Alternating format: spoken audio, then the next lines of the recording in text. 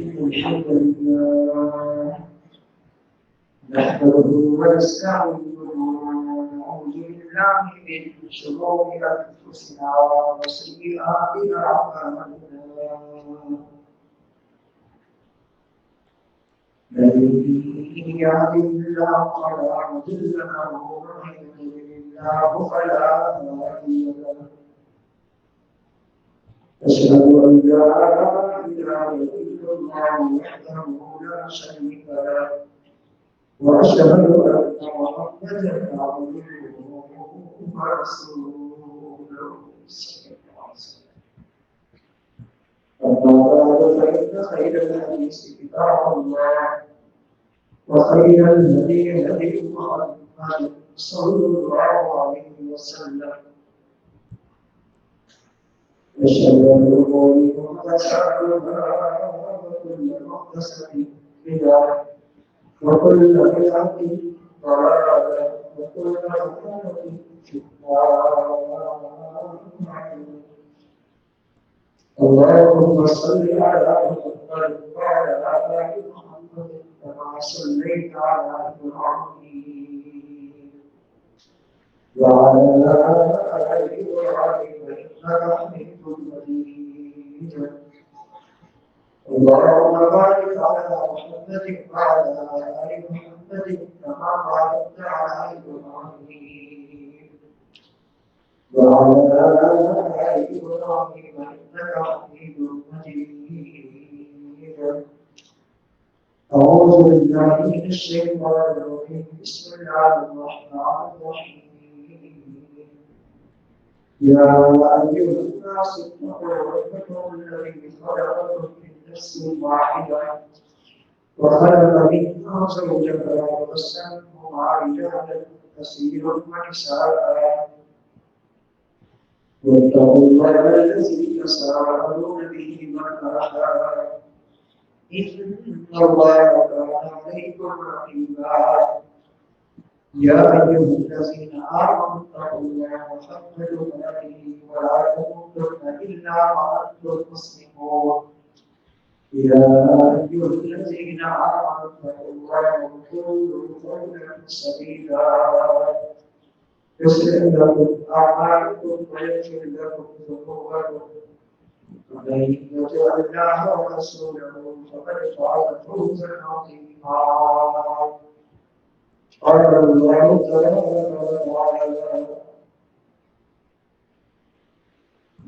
بسم الله الرحمن الرحيم. إنا أنزلناه في ليلة القدر وما أدراك ما ليلة القدر ليلة القدر خير من ألف شهر تنزل الملائكة والروح فيها بإذن ربهم من كل أمر سلام هي حتى مطلع الفجر.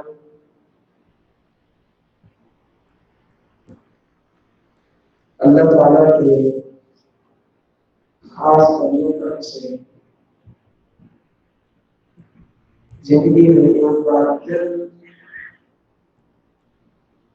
ہمیں بابرکت رہنا نصیب ہوا. ابھی اس ماہ مبارک کے چند ایام کی باقی ہیں.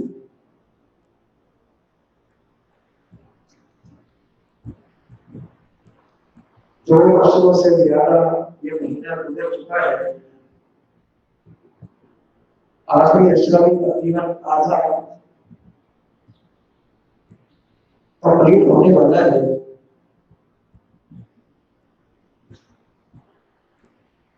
یہ ماہ مقدس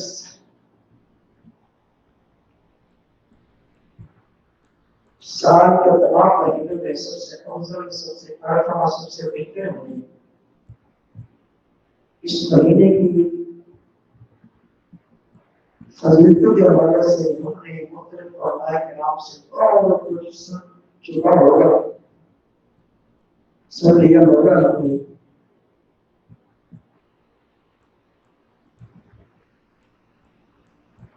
ابھی یہ مہینہ اختتام پذیر ہو رہا ہے. اس حوالے سے ہمیں چند باتیں نوٹ کرنی ہوگی۔ پہلی بات،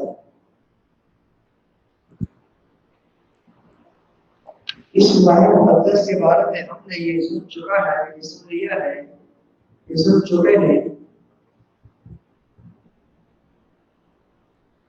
کہ جب یہ مہینہ آتا ہے جہنم کے دروازے بند کر دیے جاتے ہیں، سرکش شیاطین کو پابند سلاسل کر دیا جاتا ہے، اللہ کے رحمت کے دروازے، آسمانوں کے دروازے، جنت کے دروازے کھول دیے جاتے ہیں۔ لیکن اب چند ایام کے بعد آسمان کے دروازے بند ہونے والے ہیں، جنت کے دروازے بھی بند ہونے والے ہیں، رحمت کے دروازے بھی بند ہونے والے ہیں، جہنم کے دروازے کھلنے والے ہیں، شیاطین کو بھی کھول دیا جائے گا۔ ہمیں باقی آنے والے جو 11 مہینے ہیں، وہ 11 مہینوں میں یہ چیز سامنے رکھ کر زندگی گزارنی ہوگی۔ شیاطین کے حملوں سے اپنے آپ کو بچانا ہوگا، اپنے آپ کو ہر ایسے کام سے بچانا ہوگا جو آپ جہنم میں لے جانے کا باعث بنے، اور ہر وہ کام کرنا ہوگا جس کام کے کرنے کی برکت سے اللہ تعالیٰ کی رحمت ہو، اللہ تعالیٰ کا فضل ہو، اور اللہ تعالیٰ کی طرف سے معافیت ملے اور جنت کے مستحق قرار پائے۔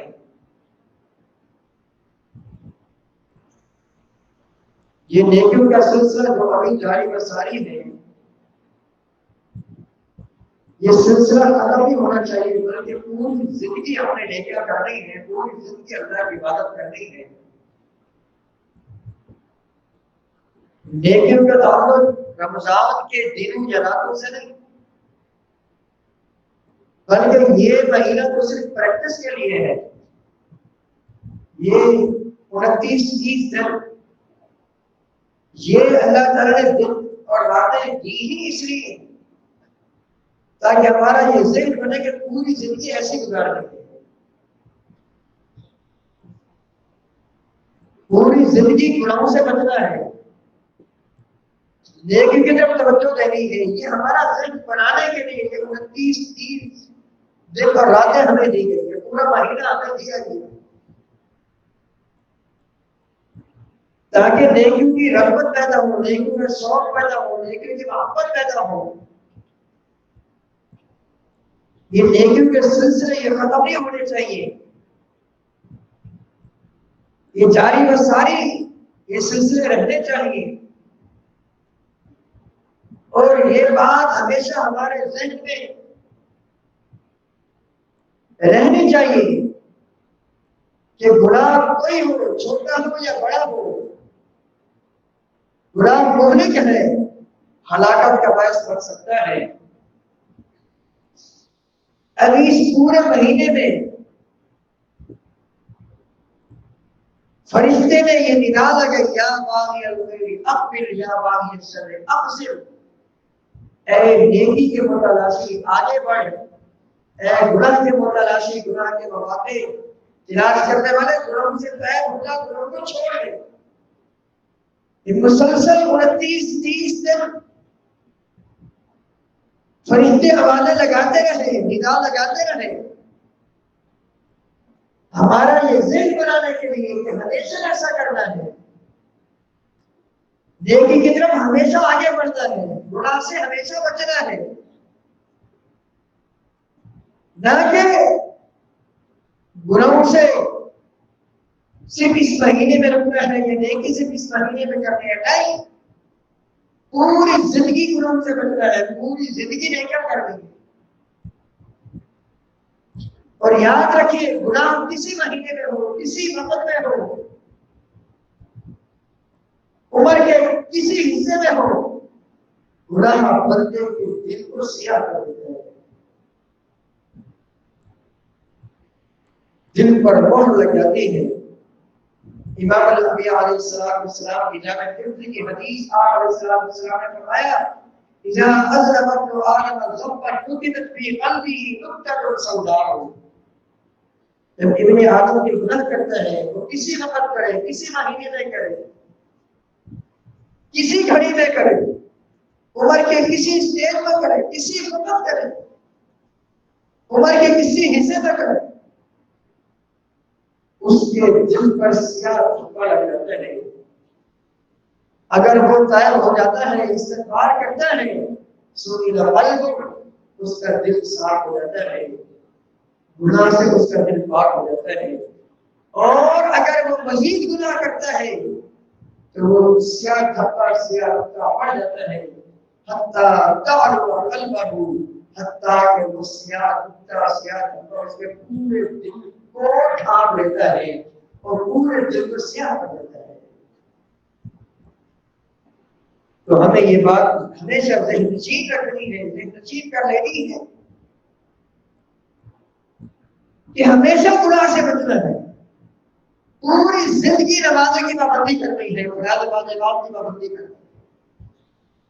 یہ نمازوں کا تعلق صرف رمضان کے ساتھ نہیں، پوری زندگی نمازیں پڑھنی ہے۔ زندگی میں اگر ایک نماز جان بوجھ کر چھوڑ دی، بندہ دائرہ اسلام سے خارج ہو جاتا ہے۔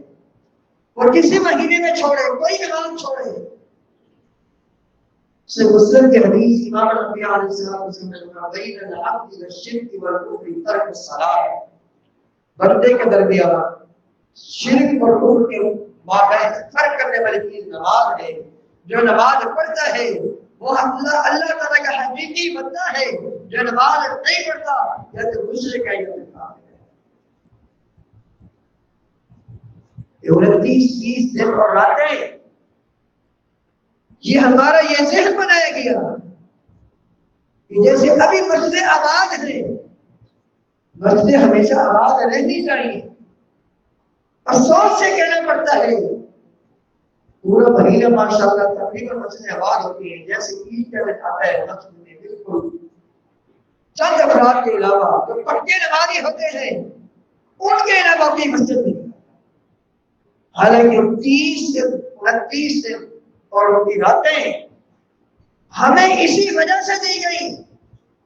یہ ہمارا ذہن بنایا گیا کہ نیکی سے محبت ہونی چاہیے، نیکی کا شوق اپنے دل میں پیدا کرے، نیکی کی رغبت اپنے دل میں پیدا کرے۔ ہمیں دل کو پیاسا رکھا گیا، بھوکا رکھا گیا، نفسی خواہشات سے دور رکھا گیا،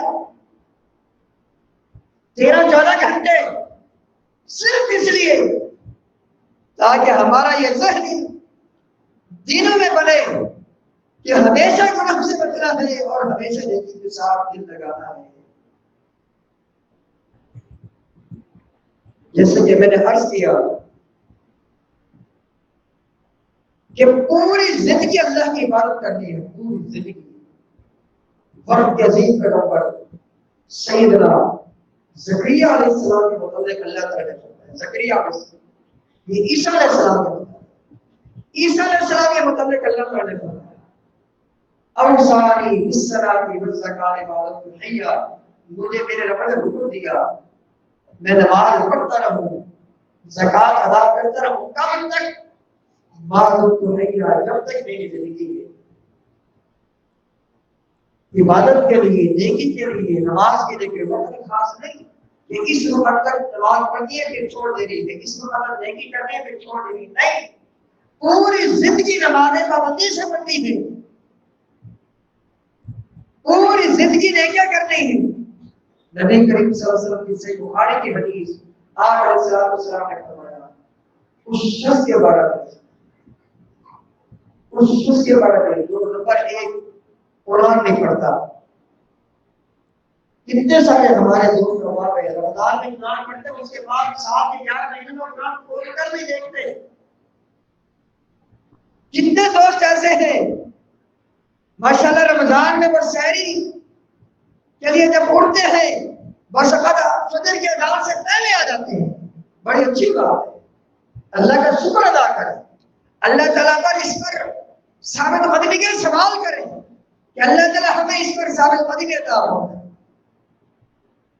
اللہ اکبر۔ لیکن جیسے رمضان کا مہینہ گزر جاتا ہے، ہمارا جو رمضان میں جو ہمارے معمولات ہوتے ہیں ان میں چینج اور تبدیلی آ جاتی ہے۔ اللہ ماشاء اللہ فجر کی نمازیں نہیں پڑھتے اور نمازیں نہیں پڑھتے۔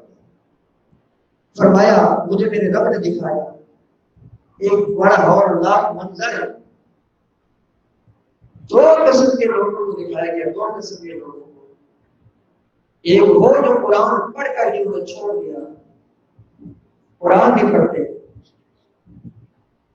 اور دوسرے جو فجر کی نماز نہیں پڑھتے، نماز سے سوئے رہتے ہیں۔ نبی کریم صلی اللہ علیہ وسلم نے فرمایا مجھے میرے رب نے دکھایا، کیا دیکھتا ہوں؟ ایک بندہ لیٹا ہوا ہے، سیدھا لیٹا ہوا ہے، جیتا جاگتا، جاگ رہا، اس کو نیند بھی نہیں۔ ایک دوسرا بندہ، اس کے ہاتھ میں بھاری بھر پتھر ہے، اس پتھر کے ذریعے سے لیٹے ہوئے بندے کے سر کو کچل دیتا ہے۔ یہ پتھر اس کے سر کو لگ کر اس کے سر کو جب کچلا جاتا ہے پتھر کے ذریعے، وہ پتھر دور دراز جا کے گرتا ہے۔ یہ بندہ جاتا ہے پتھر کو اٹھانے، واپس آتا ہے تو اس کا سر ویسا کہ ویسا بن چکا ہوتا ہے جیسے پہلے تھا۔ پھر اس کے سر کا پتھر سے کچلا جاتا ہے اور ان سے کہا کہ قیامت تک اس کے ساتھ ایسا ہوتا رہے گا۔ یہ ایک دو دن کی بات نہیں، ایک دو دن کی بات نہیں، یہ ہمیشہ اس کے ساتھ یوں ہوتا رہے گا۔ دن میں پتہ نہیں کتنی بار ہوتا ہوگا، اللہ ہی بہتر جانتا ہے۔ مسلسل اس کو اس عذاب کا سامنا کرنا پڑتا ہے۔ میرے پوچھنے پر بتایا کہ یہ وہ بدبخت ہے، کانا ینام عن الصلاۃ المکتوبہ، جو فرض نماز سے سویا رہتا تھا، جو فرض نماز نہیں پڑھتا تھا اور قرآن بھی پڑھتا تھا۔ اگر ہم نے رمضان کے علاوہ کوئی ایک فرض نماز چھوڑ دی تاکہ ان پر سوئے رہے تو یہ نتیجہ پھر سامنے ہے۔ اللہ نہ کرے، اللہ تعالیٰ بچائے، اللہ تعالیٰ احترام۔ تو ہمارا یہ ذہن بنانے کے لیے ہمیں یہ مہینہ تحفے کے طور پر دیا گیا، جس مہینے کے بارے میں کہا گیا ایام معدودات، چند گنتی کے دن ہے، تاکہ ہمارا یہ ذہن بنے کہ جس طرح نیکی کے ساتھ اس مہینے میں محبت ہے، جس طرح گناہوں سے نفرت ہے، اس مہینے میں ان 29-30 راتوں میں، 29-30 دنوں میں اسی طرح پوری زندگی ہمارا ذہن بنے کہ ہمیشہ گناہ سے بچنا ہے، ہمیشہ نیکی کی طرف جانا ہے۔ یہ ہے اصل مقصد۔ یہ میں نہیں کہہ رہا، یہ کون کہہ رہا؟ اللہ تعالیٰ فرما رہا، اللہ تعالیٰ خود فرما رہا، یا ایھا الذین آمنوا، اے لوگوں جو ایمان لائے ہو، کتب علیکم الصیام، تم پر روزے فرض کر دیے گئے، کما کتب علی الذین قبلکم، جیسے کہ تم سے پہلے لوگوں پر فرض کیے گئے۔ کیوں؟ لعلکم تتقون، تاکہ لوگ متقی بن جاؤ۔ متقین ہے کون؟ متقین وہ ہیں جو اللہ تعالیٰ سے ڈر جاتے ہیں اور اپنی اصلاح کی طرف توجہ دیتے ہیں۔ جو بھی ان میں کوتاہیاں ہیں ان کوتاہیوں کو دور کر کے اپنی اصلاح کرتے ہیں اور ساتھ ساتھ پوری زندگی گناہوں سے بچتے ہوئے نیکی کے ساتھ دل لگاتے ہیں۔ تو اصل مقصد یہی ہے، ورنہ ہمیں بھوکا رکھنا، پیاسا رکھنا، نفس خواہشات سے تو ہمارے لیے آپ دل میں جلب ہوتی ہے جو چیزیں، ان کو ان دنوں میں روزے کی حالت میں نجائز قرار دینے کا مقصد ہی یہی ہے تاکہ ہمارا یہ ذہن بن جائے کہ پوری زندگی گناہوں سے بچنا ہے اور پوری زندگی نیکی کرنی ہے۔ دیکھیے روزہ ہمیں کیسے درس دیتا ہے۔ یقیناً ہم نے اس حوالے سے بہت ساری باتیں سنی ہوگی، میں تو اپنے اساتذہ کرام کے سبق دوہرا رہا ہوں۔ یقیناً ہم نے یہ باتیں بار بار سن چکی ہوگی، صرف اپنی اور آپ دوستوں کی اصلاح کے لیے یہ چند گزارش کر رہا ہوں۔ اللہ تعالیٰ ہم سب کو اپنے اصلاح کرنے کی توفیق عطا فرمائے۔ دیکھیے روزے کی حالت میں ہے بندہ، خوب پیاس لگ رہی ہے، بھوک لگ رہی ہے، بند کمرے میں ہے، موجود ہے، اپنے گھر میں دیکھتا ہے کمرے میں اس قسم کے مصروفات موجود ہیں، کھانے کی چیزیں موجود ہیں، چاہت بھی ہے، دل بھی چاہ رہا ہے، اور ہے بھی کوئی نہیں، اللہ کے علاوہ کوئی دیکھنے والا بھی نہیں، پھر بھی بندہ کسی چیز کے قریب نہیں جاتا۔ روزہ ہمیں یہی بتاتا ہے ہمیشہ تو ایسے کرتا ہوں، یہ 29-30 دن ہمیں یہی تو کر دیتے ہیں، جیسے اس وقت تم کھانے کے قریب اگر جانے لگتے ہو، پینے کے قریب جانے تو اندر سے آواز بھی نہیں میرا روزہ ہے۔ اگر میرے رشتے دار نہیں دیکھ رہے، بیوی بچے نہیں دیکھ رہے، دوست احباب نہیں دیکھ رہے، اللہ تو دیکھ رہا ہے۔ اور اگر بالفرض کھا لیا پی لیا، دل ہی چاہے گا کہ افطاری کرو، اندر سے دل اجازت نہیں دے کہ افطاری کرو، کیونکہ پتہ ہے میں نے کھایا پیا روزہ میرا ٹوٹ گیا۔ یہی کیفیت ہماری سال کے باقی 11 مہینے کی ہونی چاہیے، اور روزہ ہمیں یہ درد دیتا ہے کہ خلوت کی زندگی میں اپنی اصلاح کرو۔ آج کل سوشل میڈیا کا دور ہے، کتنے نوجوان ایسے رات بھر سوشل میڈیا پر منفی چیزیں دیکھتے ہیں، اپنی نظروں کو تباہ برباد کر رہے ہیں، اپنی دینداری کو خاک میں ملا رہے ہیں۔ کتنے شریعت نے ایسے تو نہیں کہا یا معاشر الشباب، اے نوجوانوں کی جماعت، من استطاع منکم الباءۃ فلیتزوج، جو تم میں سے طاقت رکھے شادی کرنے کی وہ شادی کرے، تاکہ کہیں ایسا نہ ہو وہ کسی گناہ کا شکار ہو جائے، کسی گناہ کا ارتکاب کر بیٹھے۔ ومن لم یستطع، جو طاقت نہیں رکھتا تو علیہ الصوم، اور روزے رکھے۔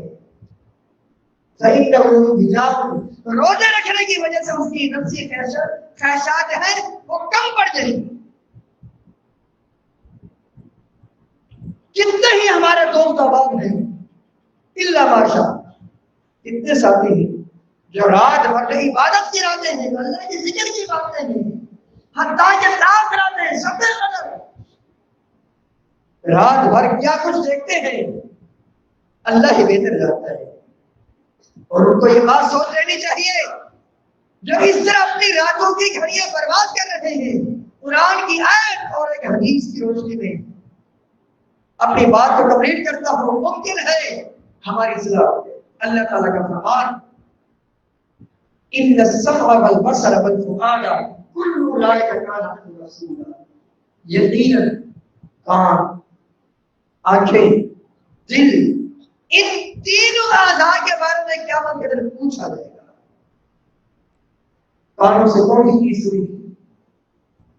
دل نے کس چیز کو جگہ دی تھی؟ آنکھ سے کون سی چیزیں دیکھی تھی؟ ان تینوں جو اللہ کی بڑی نعمتیں ہیں، قوت سماعت کے بارے میں ان سے پوچھیے جو اس نعمت سے محروم ہے، آنکھوں کی بینائی کے بارے میں ان سے پوچھیے جو آنکھوں کی بینائی سے محروم ہے، دل کے بارے میں ان سے پوچھیے، اٹیک ہو جاتا ہے دنیا سے چلے جاتے ہیں۔ اللہ تعالیٰ یہ نعمتیں ہمیں دی ہیں، اور معتکفین سے بھی یہی ریکویسٹ ہے اپنی خلوت کی زندگی کو قیمتی بناؤ۔ یہ اعتکاف یہ خلوت کی زندگی ہے، تنہائی کی زندگی ہے۔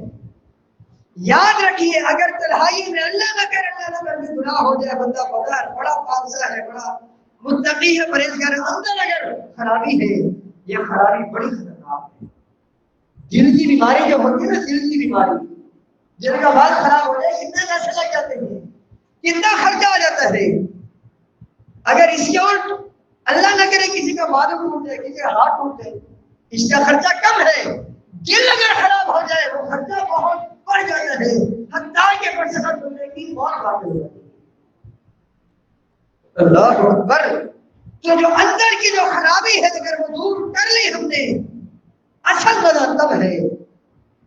یاد رکھیے اندر کی خرابی کا سبب بننے والی سب سے جو آج بڑی چیز ہے وہ یہ ٹچ موبائل ہے، اسمارٹ فون، اور نوجوان لڑکیوں کی زندگی کو اللہ اس میں برباد کر کے رکھ دی ہے۔ الا ماشاء اللہ، خلوت میں کیا دیکھتے ہیں کیا نہیں دیکھتے، کن سے ہماری نوجوان بیٹیاں بہنیں باتیں کرتی ہیں، ہمارے نوجوان بیٹے بھائی کن لڑکیوں سے کن بندہ ہی ہوتا ہے. اور اگر اللہ نہ کرے کہ خلوت میں ایسا کرتا ہے تو خود حدیث نبی کریم صلی اللہ علیہ وسلم نے فرمایا کل قیامت کے دن میری امت کے کچھ برکت ایسے لوگ ہوں گے بڑے بڑے پہاڑوں جیسے نیک اعمال لے کر آئیں گے. اللہم لا تجعلنا منہم، اللہ ہمیں ان میں سے نہ بنانا، اللہ ہمیں ان میں سے نہ بنانا. فرمایا یہاں تک کہ راتوں کے وہ قیام بھی کرتے تھے، تہجد بھی پڑھتے تھے، نیکیاں بھی کرتے تھے، بہت ساری نیکیاں انہوں نے کی. اس سب اور اتنی بڑی بڑی نیکیاں لے کر اللہ کی بارگاہ میں پہنچیں گے اجر لینے کی نیت سے، اجر لینے کے ارادے سے اللہ تعالیٰ سے. لیکن اللہ تعالیٰ کی نیکیوں کو ریت کے ذرات بنا کر ہوا میں اڑا دے گا. ان کی نیکیوں کو پہاڑوں جیسی نیکیاں، ان کی نیکیوں کو پہاڑ جیسی نیکیوں کو ریت کے ذرات بنا کر ہوا میں اڑا دے گا. اللہ لا تجعلنا منہم، اللہ ہم میں سے نہیں بنانا. اللہ ہمیں بچائے، اللہ ہمیں محفوظ فرمائے. عرض کیا گیا یہ کون بدبخت ہے جو راتوں کو قیام بھی کرتے تھے، بہت ساری نیکیاں کرتے تھے، ہم جیسے نمازیں بھی پڑھتے تھے. فرمایا یہ وہ بدبخت لوگ ہیں وہی جن کا سوشل میڈیا کا استعمال منفی استعمال ہے. کانوا اذا دخلوا في محارم الله انتهكوها، جب یہ راتوں کو الگ ہوتے تھے، تنہائی میں جاتے تھے، اللہ تعالیٰ کی حدود کو معاف کرتے تھے، بدکاریاں کرتے تھے، چوریاں کرتے تھے، ڈکیتیاں کرتے تھے اور دیگر منفی سرگرمی میں یہ مبتلا تھے. اور یہ دو رنگی ان کے اندر تھی، بظاہر بڑے متقین پرہیزگار، لیکن ان کی خلقتیں بڑی خطرناک عذاب میں گزرا کرتی تھی. اس وجہ سے اللہ تعالیٰ نے ان کی اس دوہری پالیسی کی وجہ سے، ان کی اس دو رنگی کی وجہ سے راتوں میں گناہ کر رہے ہیں، خلوتوں میں گناہ کر رہے ہیں، تنہائیوں میں گناہ کر رہے ہیں، دن میں لوگوں کے سامنے اجالے میں بڑے متقین بنے ہوئے، بڑے پرہیزگار بنے ہوئے ہیں. اللہ تعالیٰ کے سامنے یہ لوگ گناہ گار، لوگوں کے سامنے بڑے متقین پرہیزگار. ان کی اس دو رنگی کی وجہ سے اللہ تعالیٰ نے ان کی ساری کی ساری نیکی کو تباہ کر دینا ہے، ضائع کر دینا ہے.